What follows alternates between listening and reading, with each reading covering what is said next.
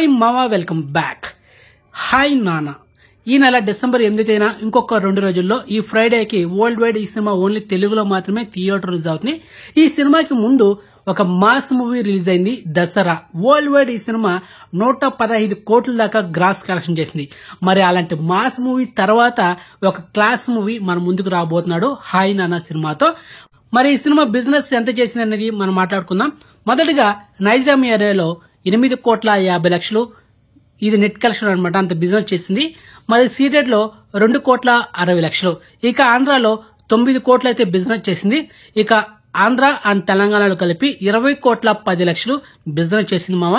మరి ఇక rest of ఇండియాలో 2 కోట్లు, ఇక ఓవర్సీస్ లో 5,50,00,000.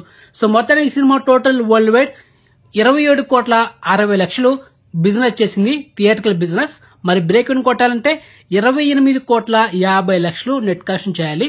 సో దసరా మూవీతో పోల్చుకుంటే కొంచెం తక్కువే, ఎందుకంటే దసరా మూవీ 35 కోట్ల పైన ఉండింది, ఇది బ్రేక్ ఇన్ టార్గెట్. కానీ ఇది తక్కువే, 28,50,00,000. కాబట్టి ఈ సినిమా ఫస్ట్ డే మంచి పాజిటివ్ అయితే వస్తే కనుక సినిమా హిట్ అవుతుంది, లేకపోతే బ్రేక్ ఇన్ చాలా కష్టం. ఎందుకంటే 2 వారాల తర్వాత డైనోసార్ వస్తున్నాడు.